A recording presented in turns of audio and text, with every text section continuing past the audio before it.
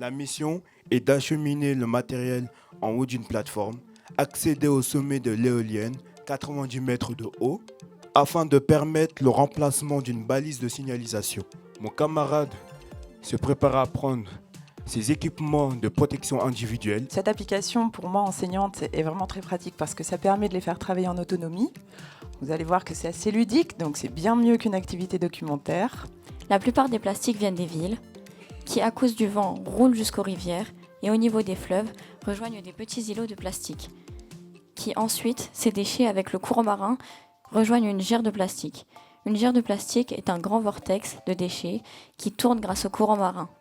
On la surnomme aussi Nouveau Continent. Alors, on a été informé par le dispositif IoT de la présence de tortues marines venues se reproduire sur l'île Europa, dans le canal du Mozambique.